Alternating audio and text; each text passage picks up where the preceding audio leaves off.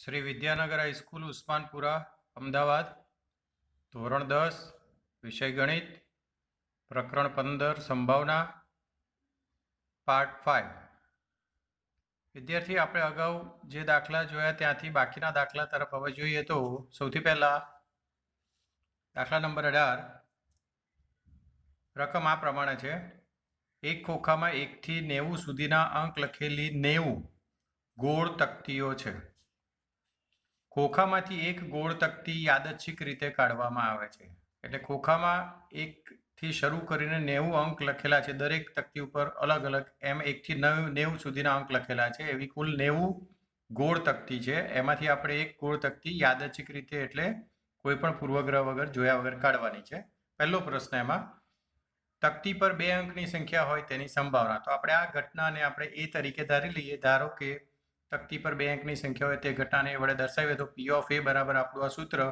ઘટના એ ઉદ્ભવે તેવા પ્રયત્નોની સંખ્યા ભાગ્યા પ્રયત્નોની કુલ સંખ્યા હવે આપણે જાણીએ છીએ કે આપણી પાસે કુલ 90 તકતી છે એટલે આપણો જે છેદ છે કુલ પ્રયત્નોની સંખ્યા એ તો આપણી પાસે 90 છે જ હવે આપણો જે પ્રશ્ન છે તે ઘટના એ ઉદ્ભવે તેવા પ્રયત્નોની સંખ્યામાં તકતી પર 2 અંકની સંખ્યા તો 1 થી 90 અંકમાં 2 અંકની સંખ્યા એટલે 10 થી શરૂ કરીને 90 સુધીની બધી એનો મતલબ કે 1 થી 9 સુધીના અંક ન આવે એટલે આપણે ટોટલ 90 માંથી 1 થી 9 એટલે ટોટલ 9 બાદ કરવાના એટલે 90 માંથી 9 બાદ કરીએ તો 81 અંક એવા છે કે જે 2 અંકની સંખ્યા ધરાવે છે આ બંને સંખ્યા એવી છે કે જેનો 9 થી છેદ ઉડે એમ છે 9 ગુણ્યા 9 81 9 ગુણ્યા 10 90 એટલે આ પેટા પ્રશ્નનો જવાબ આપણને સંભાવના તરીકે 9/10 મળે જેને 0.9 તમે લખી શકો એના પછી બીજો પેટા પ્રશ્ન એમાં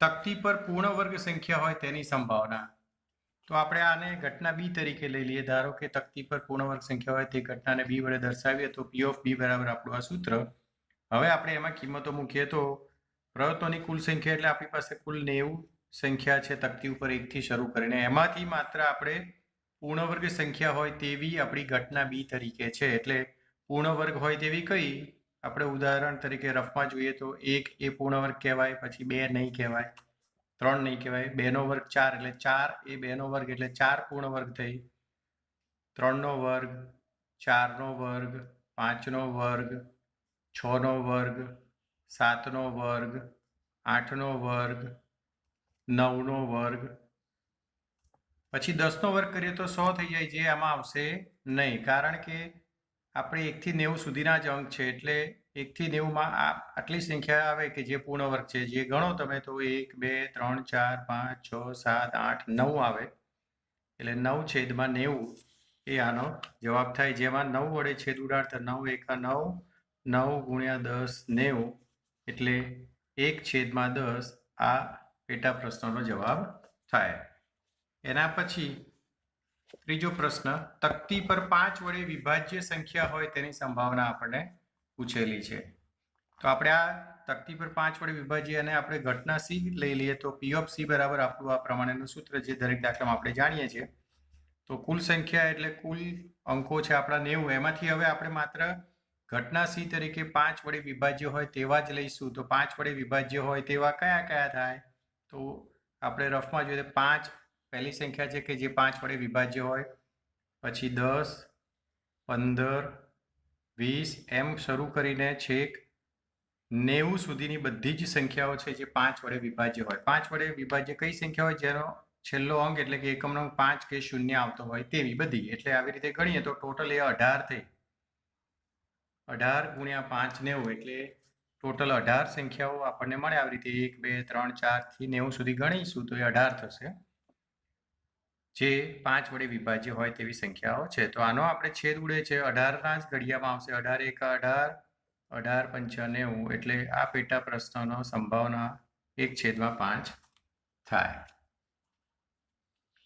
એના પછીનો એક દાખલો દાખલા નંબર 21 એક જથ્થો 144 બોલપેન ધરાવે છે તેમાંથી 20 ખામીયુક્ત છે અને બાકીની સારી છે એટલે આપણને અહીંયા એક માહિતી એવી મળે કે કુલ 144 બોલપેન છે જેમાંથી આટલી ખામી યુક્ત એટલે ખામી વાળી છે અને બાકીની ખામી વગરની એટલે કે સારી છે તો આપણે ત્રણ પ્રકારની, એક આ કુલ પેન થઈ અને આ ખામીવાળી પેન થઈ. એટલે 144 માંથી 20 બાદ કરતા આપણને જે મળે એ 124 એ સારી પેન થઈ તમારી કહેવાય.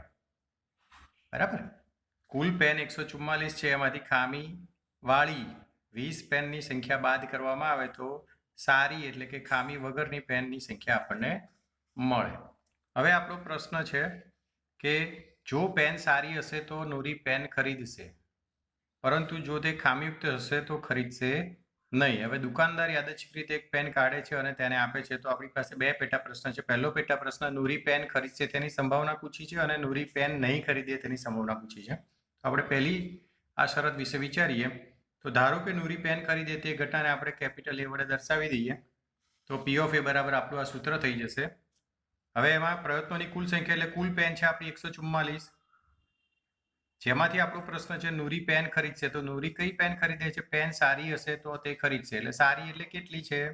તો આપણે હમણાં જ જોયું કે આટલી 124 છે એ સારી પેન છે. તો એ આપણે અહીંયા મૂકવાના થશે. 124/144 એવું આપણને અહીંયા એનો જવાબ મળે. હવે આપણે એમાં એવી કોઈ સંખ્યા શોધો કે જેથી એનો ઉપર નીચેનો છેદ કોઈ ચોક્કસ સંખ્યાથી ઉડી જતો હોય. તો આપણે એવી કઈ સંખ્યા લઈએ કે જેથી એનો છેદ ઉડે? તો આ બંનેના આપણે એવા ભાગ પાડીએ કે જેના દ્વારા આપણને એ સંખ્યામાં છેદ ઉડે એવું ખબર પડે. ધારો કે આપણે એવી સંખ્યા વિચારીએ 144 એટલે 12 × 12 તમે લખી શકો, પણ અહીંયા 12 × 12 એવું કંઈ થાય એવું છે નહીં. પણ 4 છેલ્લો બંને આંકડા ઉપરથી આપણને ખબર પડી શકે કે 4 વડે વિભાજ્ય છે. એટલે 4 × 31, 4 × 4 અને 4 × 12. અને આ પણ એવી જ રીતે 4 × 36 કરવામાં આવે તો 144 થાય. એટલે આમ બંને 4 4 નો છેદ ઉડી જતા આપણને મળશે 31/36. હવે છેદ ઉડી શકે એમ છે નહીં, એટલે એનો સંભાવના મળી. હવે બીજો પ્રશ્ન, પેટા પ્રશ્ન, નૂરી પેન નહીં ખરીદે તેની સંભાવના પૂછી છે. તો આપણે આ ઘટનાને કેપિટલ B દર્શાવી દઈએ તો P ઓફ B બરાબર આપણું સૂત્ર કુલ સંખ્યા એટલે આપણી સારી પેન જે ટોટલ 144 છે તે હવે નૂરી પેન નથી ખરીદતી. તો એ કઈ નથી ખરીદવાની? જો તે ખામીયુક્ત હશે તો ખરીદશે નહીં. તો ખામીયુક્ત વાળી પેન છે 20. તો અહીંયા પણ આનો ભાગ આપણે પાડીએ તો 4 × 5 એટલે 20 થાય અને 144 એટલે 4 × 36 થાય, જે આપણે અહીંયા જોઈ જ ગયા છે. એટલે 4 વડે બંનેનો છેદ ઉડી જતા આનો પણ આપણને જવાબ 5/36 મળી જાય. એના પછીનો બીજો એક દાખલો જોઈએ આપણે. દાખલા નંબર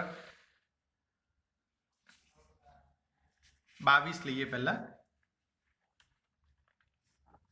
રકમ આપણી પાસે આ પ્રમાણે છે. એક ભૂરો અને એક રાખોડી એમ બે પાસાને એક સાથે ઉછાળવામાં આવે છે.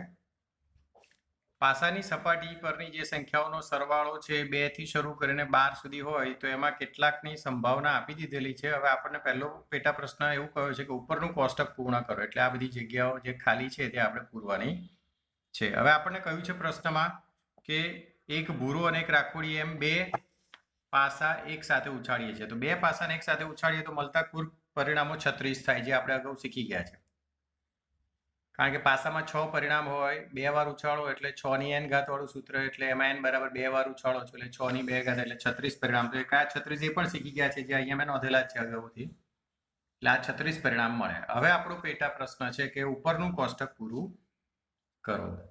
હવે પાસાની સપાટી પરની સંખ્યાનો સરવાળો 2 થાય તો આમાં કઈ સંખ્યાઓ પાસા પરની સપાટી પર જે સંખ્યાઓ દર્શાવી છે એમાં આ સંખ્યા એવી છે કે જેનો સરવાળો 1 + 1 2 થાય. બાકીની કોઈ પણ સંખ્યાનો સરવાળો 2 થતો નથી. જો આ 1 + 2 3 થઈ જાય, આ 2 + 1 3 થઈ જાય, આ 4 થાય સરવાળો, આ પણ 4 થાય, 2 ને 2 3 ને 1 4 થાય, એટલે 2 થી વધારે જ બધાનો સરવાળો થાય. એટલે બે સરવાળા વાળી એક જ સંખ્યા છે આ 36 માંથી. એટલે 1 ભાગ્યા કુલ સંખ્યા 36 એવો એનો જવાબ થયો. પછી 8 નો જવાબ આપી દીધેલો છે. તો 8 કોનો સરવાળો થાય? તો એ તમે અહીંયા શોધી શકો છો. કઈ સંખ્યાનો સરવાળો 8 થાય એ તમારે આ બધામાંથી શોધવાનું છે. એટલે દાખલા તરીકે 5 અને 3 8, 6 અને 2 8, એટલે આ સંખ્યા એવી છે કે જેનો સરવાળો 8 થાય. જો આ બધી સંખ્યાઓનો સરવાળો 8 થાય છે. 6 ને 2 8, 5 ને 3 8, 4 ને 4 8, 3 ને 5 8, 2 અને 6 8. બાકીના કોઈનો સરવાળો 8 નથી થતો, એટલે આવી આ 1 2 3 4 અને 5 સંખ્યા થઈ જે 36 માંથી, એટલે એનો જવાબ આ રીતે થયો. એવી રીતે સરવાળો 12 કોનો થાય? તો આ એક જ સંખ્યા એવી છે કે જેનો સરવાળો 12 થાય. બાકી કોઈનો સરવાળો 12 થાય નહીં, એટલે 36 માંથી એક જ સંખ્યા છે, એટલે એનો જવાબ સંભાવનાનો 1/36 થાય. તો આ રીતે આપણે આ બધાનો કોષ્ટક પૂર્ણ કરવાનું છે. હું આ બધામાં તમને એકાદ બે માં ખાલી મદદ કરું છું, બાકી તમે હવે જાતે ભરી શકશો. દાખલા તરીકે આપણે સરવાળો જોઈએ 3. તો આ બે સંખ્યાઓ છે કે જેનો સરવાળો 3 થાય છે. 2 + 1 3, 1 + 2 3.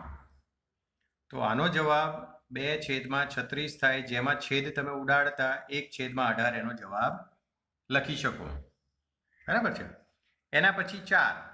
તો 4 નો જવાબ 3 + 1 4, 2 + 2 4, 1 + 3 4. એટલે આ 1 2 અને 3 સંખ્યાઓ એવી છે કે જેનો સરવાળો 4 થાય છે. એટલે 3/36. તો અહીંયા પણ છેદ ઉડે, 3 થી બંનેનો છેદ ઉડશે, એટલે 3 × 3 અને 12 × 36, એટલે 1/12 એનો જવાબ થાય. તો હવે આ રીતે તમારે કોષ્ટક પૂર્ણ કરવાનું છે. હું માનું છું કે તમને આ બધું આવડી જશે. હવે બીજો પેટા પ્રશ્ન પણ આમાં છે. એમાં શું કહ્યું છે કે એક વિદ્યાર્થી દલીલ કરે છે કે 11 શક્ય પરિણામ છે. કયા? આ 1 2 3 4 5 6 7 8 9 10 11 પરિણામ છે કુલ આપણી પાસે. અહીંયા 2 થી શરૂ કરો. 1 2 3 4 5 6 7 8 9 10 અને 11 પરિણામ છે. 11 શક્ય પરિણામો છે. કયા કયા? સરવાળો 2 થાય, 3 થી લઈને 11 અને 12 જે ઉપર બતાવેલું છે કોષ્ટકમાં. તેમાંના પ્રત્યેકની સંભાવના 1/11 છે. ના, અહીંયાથી જ આપણને ખબર પડે કે આની સંભાવના 1/36, આની 1/36, આની 5/36. તો દરેકની સંભાવના 1/11 છે. શું આપ આ દલીલ સાથે સહમત છો? ના, નથી. આ દલીલ સાથે સહમત આપણે નથી. કેમ? જે આપણે બધાના જવાબો કોષ્ટક પૂર્ણ કરીશું એટલે ખબર પડી જશે. આ દલીલ સાથે હું સહમત નથી, એવું તમારે જવાબમાં લખી શકાય. તમને એવો પ્રશ્ન પૂછ્યો છે કે શું આપ આ દલીલ સાથે સહમત છો? ના. કેમ? તો આપણા જવાબના આધારે ખબર પડી જશે કે દરેકની સંભાવના 1/11 છે નહીં, જુદી જુદી આવે છે. ઓકે. એના પછીનો પ્રશ્ન, દાખલા નંબર 23. એક રમતમાં 1 રૂપિયાના સિક્કાને 3 વાર ઉછાળવાનો છે. એટલે કુલ પરિણામ આપણને હવે ખબર પડી જાય. સિક્કો છે એટલે આમાં કુલ પરિણામ 2 જ હોય, કાં તો છાપ આવે અથવા કાંટો આવે.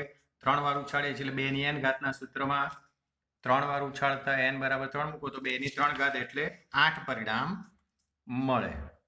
એટલે 1 રૂપિયાના સિક્કાને 3 વાર ઉછાળવામાં આવે તો મળતા પરિણામોની કુલ સંખ્યા 8 થાય. હવે આપણને પ્રશ્ન થાય કે કયા 8 પરિણામ મળે? તો આપણે અગાઉ શીખ્યા હતા કે 3 એ 3 માં હેડ મળે. એક સિક્કાને 3 વાર ઉછાળીએ છીએ ત્યારે 3 એ 3 હેડ મળે, અથવા 3 એ 3 ટેલ મળે, અથવા આપણે અગાઉ શીખવાડ્યું હતું એમ પહેલો હેડ મળે, મધ્યમાં હેડ મળે અથવા અંતમાં હેડ મળે, અને બાકીની બધી જગ્યાએ ટી. એટલે આ રીતે હેડ ફર્સ્ટ પોઝિશન પર, મધ્ય પોઝિશનમાં અને છેલ્લી પોઝિશનમાં, બાકીની બધી જગ્યાએ ટેલ. એટલે આ 3 બીજા. અને એવી જ રીતે હેડના બદલે ટેલ પ્રથમ ટેલ હોઈ શકે, મધ્યમાં ટેલ હોઈ શકે અને અંતમાં ટેલ હોઈ શકે. એટલે બાકીની બધી જગ્યાએ હેડ આપણે મૂકી દઈએ.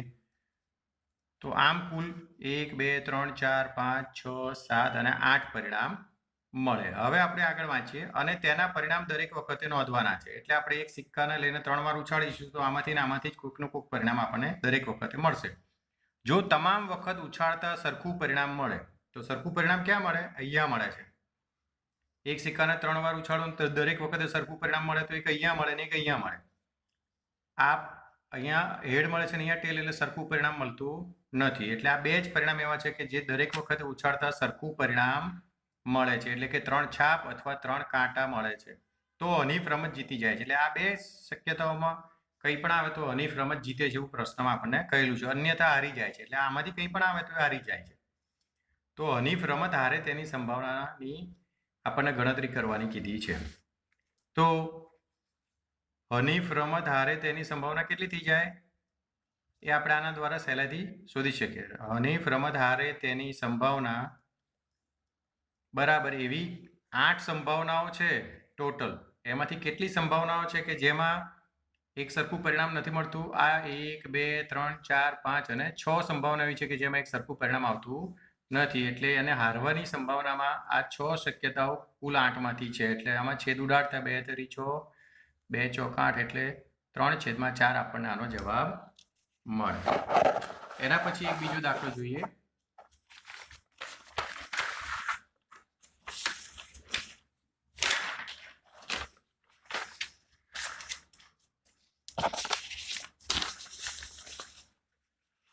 દાખલા નંબર 24. પાસાને 2 વખત ઉછાળવામાં આવે છે. તો પાસાને 2 વખત ઉછાળીએ તો હમણાં જ આપણે આગળ દાખલો જોયો કે પાસાને 2 વાર ઉછાળો તો એક પાસાના કુલ પરિણામ 6, 2 વખત ઉછાળો એટલે 6 ની n ઘાત, એમાં 2 વાર મૂકતા 6 ની n ઘાત સૂત્રમાં n બરાબર 2 મૂકતા કુલ પરિણામ 36 મળે. કયા 36 મળે છે હમણાં જ આપણે અગાઉ જોઈ ગયા. હવે આપણો પેટા પ્રશ્ન જે છે એમાં એક પણ વખત ઉપરના પૃષ્ઠ પર 5 મળે નહીં તેની સંભાવના પૂછી છે. તો આપણે આ ઘટનાને ધારી લઈએ એ વડે. ધારો કે એક પણ વખત ઉપરના પૃષ્ઠ પર 5 મળે નહીં તે ઘટનાને એ વડે દર્શાવીએ તો P of A બરાબર આપણું જે સૂત્ર દર વખતે લખીએ છીએ તે ઘટના એ ઉદ્ભવે તેવા પ્રયત્નોની સંખ્યા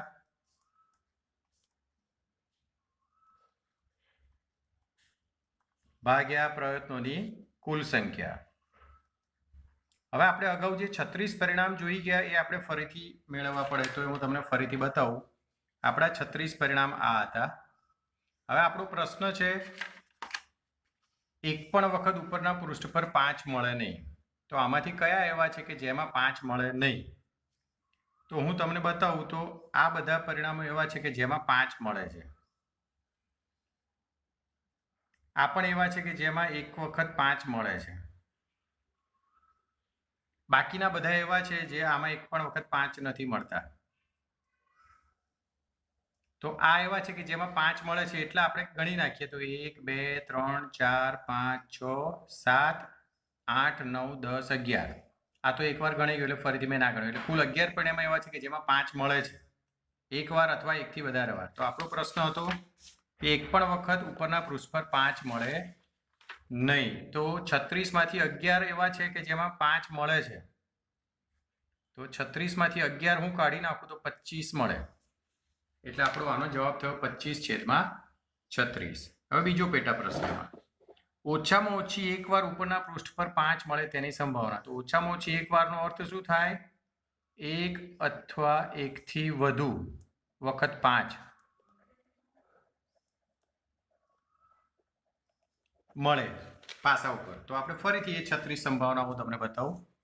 તો આજે મેં સર્કલ કરેલી છે એ બધા એવા છે. આ બધામાં એક વખત 5 છે અથવા એકથી વધારે વખત 5 છે. આ બધા એક વખત 5 છે અથવા એકથી વધુ, એટલે આ 6 અને આ 5 એમ 11 પરિણામો એવા થયા કે જે 36 પરિણામોમાંથી આપણને મળે છે કે જેમાં ઓછામાં ઓછી એક વાર ઉપરના પૃષ્ઠ પર 5 મળે છે. તો એની સંભાવના 11/36 થાય. તો આપણે આને પણ ઉપરની જેમ જ ધારો કે ઓછામાં ઓછી એક વાર ઉપરના પૃષ્ઠ પર 5 મળે તેની સંભાવના કેપિટલ B વડે દર્શાવીએ તો P of B બરાબર આવું સૂત્ર અને પછી આવું લખવાનું થાય જ્યારે ગણતરી માંગે ત્યારે. બીજો એક દાખલો જોઈએ. દાખલા નંબર 25. નીચેનામાંથી કઈ દલીલો સાચી છે અને કઈ સાચી નથી? તમારા જવાબ માટે તમારે કારણ આપવાનું છે. પહેલો પ્રશ્ન છે જો બે સિક્કાને એક સાથે ઉછાળવામાં આવે તો 3 શક્યતાઓ મળે છે.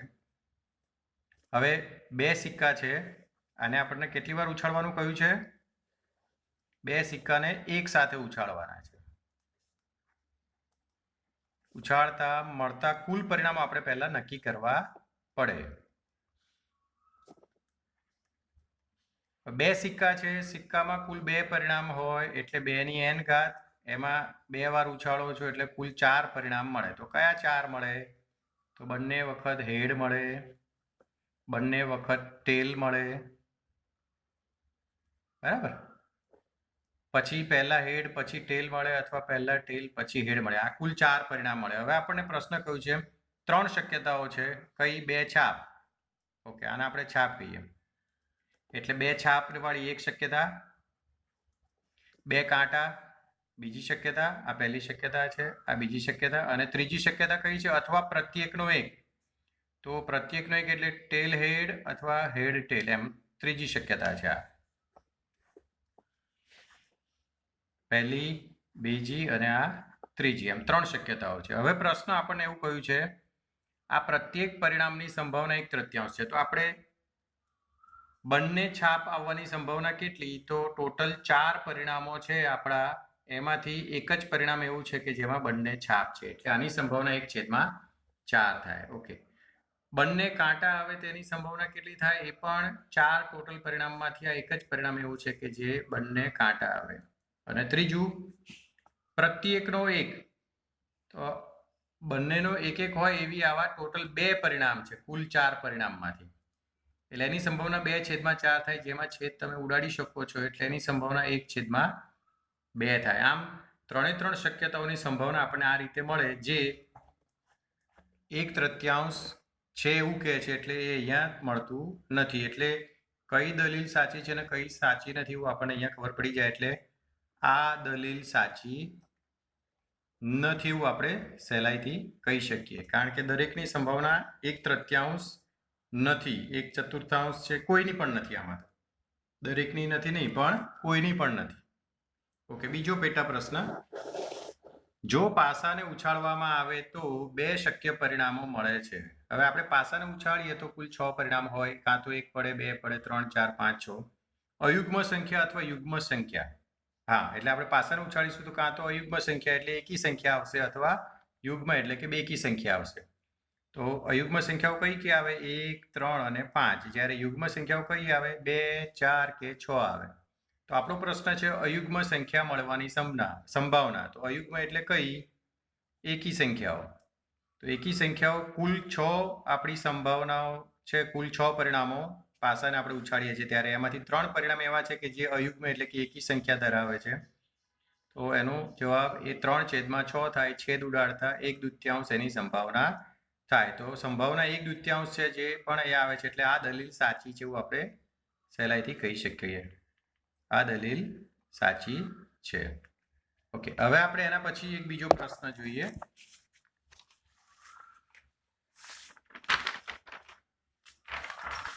આપણે શરૂઆતમાં પ્રકરણમાં જે થિયરી શીખી ગયા એને લગતા કેટલાક વિધાનો આપણે પૂર્ણ કરવાનો દાખલો જોઈએ.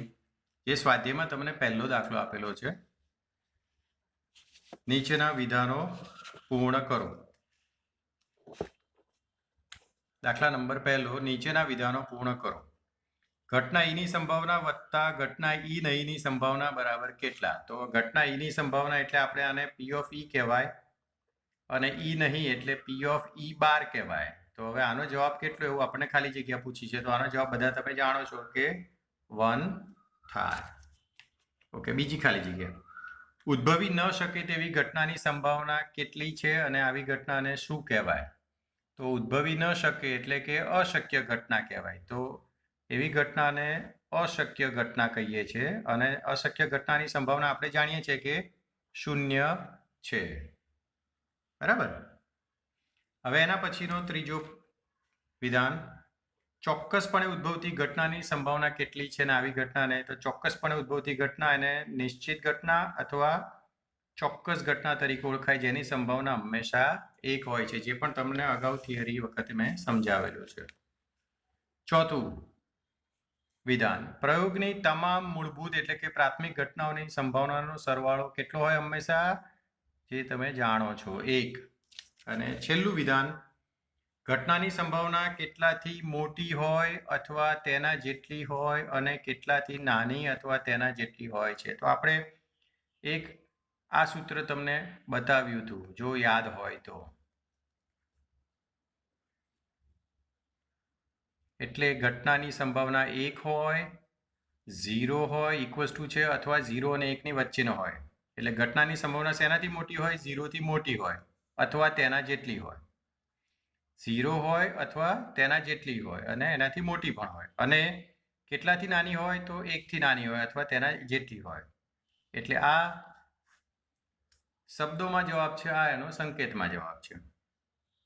આ રીતે આપણે આપણી પ્રકરણમાં આવતી કેટલીક માહિતીઓને લગતા વિધાનો પૂર્ણ કરવાના આવા દાખલા આપણે કરી શકીએ જે આપણને હેતુલક્ષી પ્રશ્નમાં પૂછી શકે.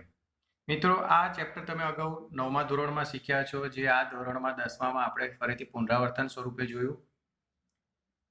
મોટાભાગના સ્વાધ્યાયના બધા જ પ્રશ્નોનો તમને ઉકેલ મળી રહે એવો મેં પ્રયાસ કર્યો છે. આ પ્રકરણના આપણે ટોટલ 5 વિડીયો તમને મોકલ્યા છે, જે તમે વારંવાર અભ્યાસ કરશો તો હું માનું છું કે તમને બધા જ પ્રશ્નોના અથવા બધા જ દાખલાઓ સરળતાથી સમજાઈ જશે. જો ના સમજાય તો એને વારંવાર જુઓ તો તમારો પ્રશ્ન ચોક્કસથી હલ થશે. નજીકના સમયમાં તમારી આવતી એકમ કસોટી માટે તમને શુભકામનાઓ. અહીંયા આપણું આ પ્રકરણ પૂરું થાય છે. હવે નવા વિડીયોમાં આપણે નવા પ્રકરણ સાથે મળીશું. નમસ્કાર.